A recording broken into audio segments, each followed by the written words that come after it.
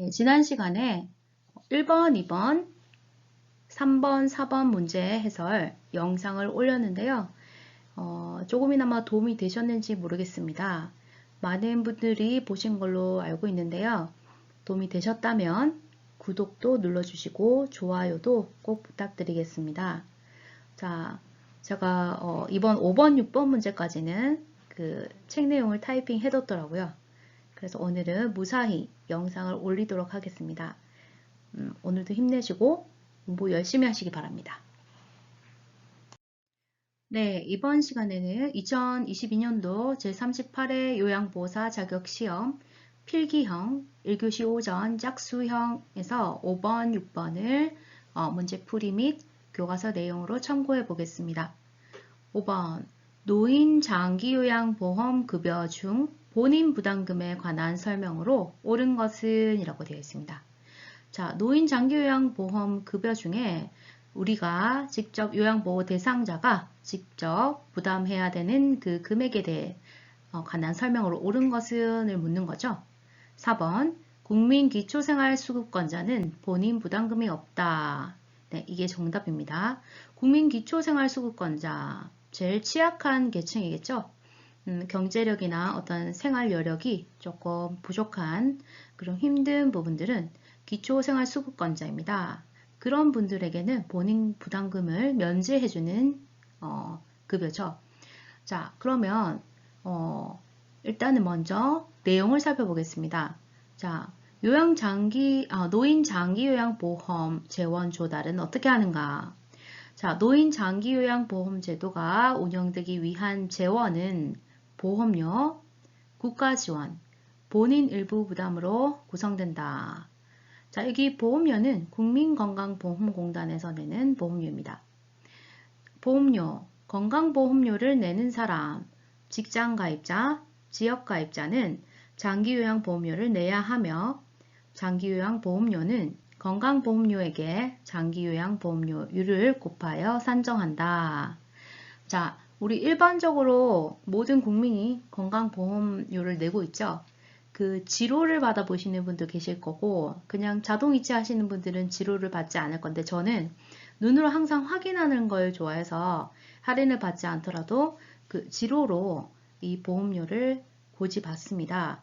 거기 보면 건강보험료 납부란에 오른쪽 모서리에 보니까 장기요양보험료라고 따로 항목이 있더라고요. 그래서 건강보험료를 내는 사람은 똑같은 그 지로 용지 내에 한쪽 부분에 장기요양보험료를 내는 그 사실을 확인할 수 있습니다.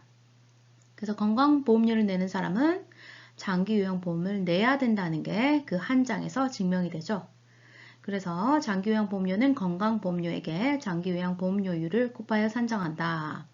공단은 건강보험공단 얘기합니다. 건강보험공단은 장기요양보험료와 건강보험료를 통합하여 징수하고, 그죠? 지로 한 장 오니까 금액은 건강보험료, 장기요양보험료가 따로 있더라도 한 번에 다 내야겠죠? 통합하여 징수하고 징수 후 장기요양보험료와 건강보험료는 각각 독립회계로 관리한다. 자, 보험공단에서 지로를 징수할 때는 한 장에서 한 번 지로할 때 건강보험료도 내시고 장기요양보험도 내세요 해놓고서는 징수 후에는 관리를 따로 한다는 겁니다. 장기요양보험료, 건강보험료 따로따로 회계를 관리한다는 거죠. 자, 국가지원. 국가는 보험료 예상 수입액의 20%를 국고에서 부담한다 라고 되어 있습니다. 자, 20%. 국가는 20%를 국고에서 부담합니다. 국가와 지방자치단체는 의료급여 수급권자의 장기요양 급여 비용, 의사소견서 발급 비용, 방문간호 지시서 발급 비용 및 비용 중 공단이 부담해야 할 비용 및 관리 운영비의 전액을 분담한다 라고 되어 있습니다. 국가와 지방자치단체가 그죠? 전액을 부담한다 되어 있습니다. 보험금 전액이 아니고요. 20%에 대한 걸 다 하겠죠? 국가와 지방자치단체는 의료급여 수급권자의 장기요양급여 비용, 의사소견서 발급 비용, 방문간호 지시서 발급 비용 중 공단이 부담해야 할 비용 및 관리 운영비의 전액을 부담한다. 공단이 부담해야 하는 비용과 관리 운영비의 전액을 부담해야 한다고 합니다. 자, 본인 일부 부담. 본인 일부 부담. 그죠? 여기 본인 부담에 대해서 설명한다고 했죠. 자, 급여 대상자가 시설급여를 이용하는 경우는 20%, 재가급여, 집에서 요양보호 그 서비스를 받는다면 15%를 부담한다라고 되어 있습니다. 그렇죠? 내가 요양원이나 그런 시설에 들어가면 20%, 조금 더 퍼센테이지가 높아지죠? 내가 내야 되는 돈이 더 많습니다. 재가급여, 나의 집에서 그냥 내가 가지고 있는 시설을 이용한다 하면 이건 집이죠. 15%를 부담한다. 두 번째, 저소득층, 소득이 적은 사람들, 의료급여 수급권자 등은 법정 본인 부담금의 40%에서 60%를 경감하여 준다. 경감하는 경우도 있습니다. 저소득층과 의료급여 수급권자. 자, 40에서 60%. 그럼 내가 15%를 내야 하는 데서 40에서 60%를 더 받게 되는 거고, 내가 20% 내는 그 비용에서 다시 40%, 60% 정도만 경감해서 낸다는 거죠. 자, 여기 3번에 보면 관련된 답이 있습니다. 국민기초생활수급권자는 본인 부담금이 없다. 본인 부담금이 없다 또는 문제에서 면제 대상이다 라고 나오겠죠. 자, 단 비급여 항목은 전액을 본인이 부담한다. 자, 비급여 항목은 전액을 본인이 부담한다 되어 있습니다. 그래서 비급여 항목은 해당되지 않는다 이 말이겠죠. 답은 4번입니다. 그래서 따로 정리를 하면 보험료는 60에서 65% 나머지가 되겠고, 국가가 아까 20%, 본인이 재가급여일 경우 15%, 시설급여일 때 20%를 내고 이 부분을 뺀 나머지 60에서 65%를 보험료, 건강보험공단에서 낸다는 거죠.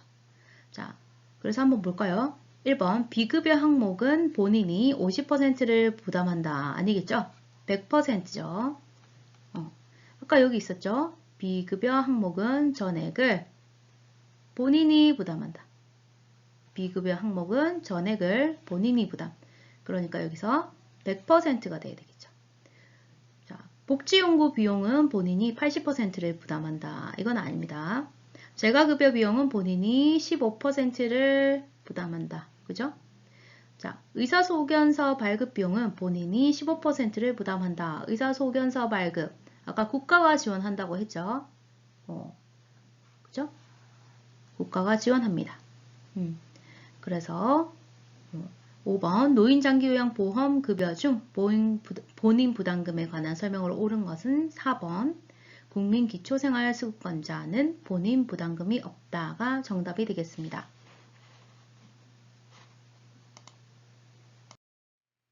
자, 다음은 6번 요양보호 서비스 제공 원칙에 관한 설명으로 옳은 것은 입니다. 3번 서비스를 제공하기 전에 대상자의 특성을 확인한다. 그렇죠? 서비스를 제공하기 전에 대상자의 특성, 무엇을 좋아하고 무엇을 싫어하고 이런 개인적인 약간의 기호를 확인하고 거기에 따르게 보다 더 적합한 서비스를 제공하면 좋겠죠. 때문에 서비스를 제공하기 전에 대상자의 특성을 확인한다. 이것이 요양보호 서비스 제공 원칙에 관한 설명으로 옳은 것이다. 라입니다. 그러면 요양보호 서비스 제공 원칙을 책에서 한번 볼까요? 요양보호 서비스 제공 시 요양보호사는 다음 사항을 준수하여야 한다. 자, 요양보호사가 준수해야 할 사항이겠죠? 한번 볼까요? 잠시만요. 그렇죠? 대상자 및 가족들로부터 대상자의 성격, 습관, 선호하는 서비스 등을 서비스 제공 개시 전에 확인하여 특별히 싫어하는 행동은 하지 않는다. 자, 이게 여기 정답에 해당되는 설명 부분이 되겠습니다. 그렇죠? 정답에 해당되는 설명 부분이 되겠습니다. 대상자의 특성을 확인한다. 맞죠? 자, 누구한테 확인하면 될까요? 요양 대상자나 그의 가족들한테 물어보고 확인할 수 있습니다. 자, 두 번째, 대상자의 능력을 최대한 활용하면서 서비스를 제공한다. 자, 그렇죠. 무조건 다 해주는 게 도움을 주는 게 아닙니다. 어르신이 쓸 수 있는 어떤 힘을 더 쓸 수 있게끔 대신에 빠르고 힘있게 쓰지는 못하겠죠. 요양보호사 역할은 곁에서 그 대상자가 자신의 능력을 최대한 활용하면서 활용할 수 있도록 서비스를 제공해야 합니다. 서비스를 제공하기 전에 대상자에게 충분히 설명한 후, 자, 이것도 시험에 잘 나옵니다. 모든 서비스, 머리 감기, 식사 돕기 이런 거 앞에 대상자에게 충분히 설명한 후, 이것도 그 문제에서 보기에 잘 나옵니다. 대상자가 동의하면 서비스를 제공한다. 다만 대상자가 치매 등으로 인지 능력이 없는 경우에는 보호자에게 동의를 구한다. 그죠? 인지 능력이 없는 치매 등의 대상자는 보호자에게 동의를 구해야 합니다. 서비스에 대한 설명 같은 경우도 그죠? 4번 대상자의 개인정보 및 서비스의 제공 중 알게 된 비밀. 대상자의 개인정보 비밀을 누설화해서는 안 되며 대상자의 사생활 보호와 자유로운 의사표현을 보장한다.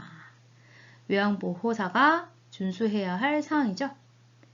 5번 대상자의 상태를 관찰하면서 서비스를 제공하여야 하며 대상자의 상태와 관계없이 기계적으로 서비스를 제공하거나 서비스를 제공받도록 강요하지 말아야 한다. 그죠? 대상자의 상태가 중요하죠. 때문에 대상자의 상태와 관계없이 기계적으로 서비스를 제공하거나 서비스를 제공받도록 강요하지 말아야 합니다. 6번 요양보호사의 모든 서비스는 대상자에게만 제공한다. 이거 아주 중요한 사항이죠. 가족, 친척, 손주 이를 봐주지 않습니다. 그 대상자에게만 제공합니다. 지원 서비스 내용에는 신체활동, 일상생활, 개인활동 지원, 정서 지원 또는 방문 목욕 서비스가 있죠. 대상자에게만 제공해야 합니다. 대상자의 상태 변화 등으로 계획된 서비스 외에 서비스를 추가, 변경하거나 의료적 진단 등이 필요하다고 판단된 경우에는 시설장 또는 관리 책임자에게 보고해야 합니다. 시설장 또는 관리 책임자에게 신속하게 보고해야 합니다. 그죠? 대상자나 대상자의 가족과 의견이 상충할 시, 자, 어떤 의견이 맞지 않은 거죠. 의견이 상충할 시에는 대상자나 대상자의 가족과 의견이 상충할 시에는 불필요한 마찰을 피하고 시설장 또는 관리 책임자에게 보고한다. 그죠? 서비스 제공 중 예기치 못한 사고가 발생한 경우 소속된 시설장, 간호사 등에게 신속하게 보고하여야 한다. 예를 들어 부축을 하고 이동을 하고 있는데 부상이나 화상이 났습니다. 그럼 반드시 빨리 시설장이나 간호사에게 보고를 해야 합니다. 그렇죠? 꼭 지켜야 합니다. 시설장이나 간호사에게 신속하게 보고. 대상자나 대상자의 가족과 의견이 상충될 때도 불필요한 마찰 피하고 시설장이나 관리 책임자에게 보고. 그렇죠? 자, 그리고 10번 흡인, 비위관, 삽입, 관장, 도뇨, 욕창관리, 투약, 경구약, 입으로 투여하는 약이죠. 및 외용량, 몸에 바르는 거, 이런 입에 넣고 몸에 바르는 약 제외하고 투약 등을 포함하는 모든 의료행위는 하지 않습니다. 이건 의료 관계자가 해야 합니다. 흡인, 비위관 삽입, 관장, 도뇨, 욕창관리, 투약, 뭐 링거나 이런 주사약이 되겠죠. 링거나 주사 관련된 거. 모든 의료 행위는 하지 않습니다. 요양보호사는 하지 않습니다. 자, 요양보호사는 서비스 제공 중 대상자에게 응급 상황이 발생한 경우 응급처치 우선순위에 따라 응급처치하고, 일단 요양보호사는 응급처치를 합니다. 우선순위에 따라서. 하지만 응급처치를 할 수 없거나 의사에게 보고할 수 없는 상황인 경우에는 가까운 의료기관으로 대상자를 옮겨야 합니다. 자, 다시 한번 더 보겠습니다. 요양보호사는 서비스 제공 중 대상자에게 응급상황이 발생한 경우 응급처치 우선순위에 따라 응급처치하고, 응급처치를 할 수 없거나 의사에게 보고할 수 없는 상황인 경우에는 가까운 의료기관으로 대상자를 옮겨야 합니다. 자, 책에는 페이지 60페이지에 보시면 되고요. 자, 이번 시간에는 요양보호 서비스 제공 원칙에 관한 설명으로 옳은 것은에 대한 답, 서비스 제공하기 전에 대상자의 특성을 확인한다. 3번이 답이라는 것을 알 수 있었습니다. 자, 1번 보실까요? 대상자가 변비가 있는 경우 관장을 실시한다. 자, 관장. 여기 관장은 의료행위입니다. 의료행위를 하지 않는다.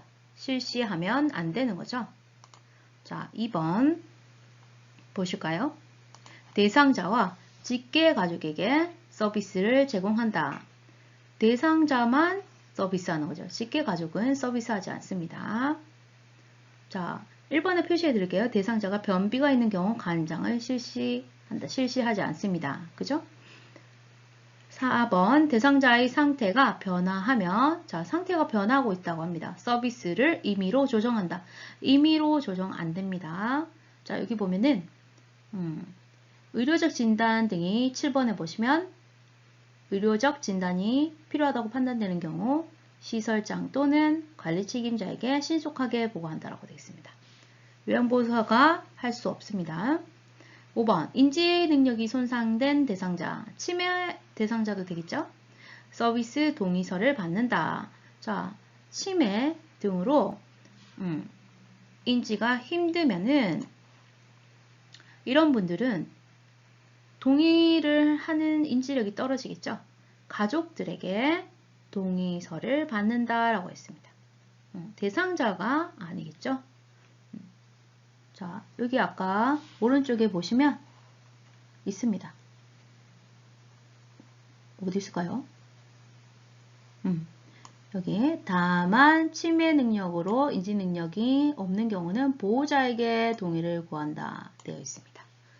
자, 그래 참고하시기 바랍니다. 다음 시간에 뵙겠습니다. 파이팅!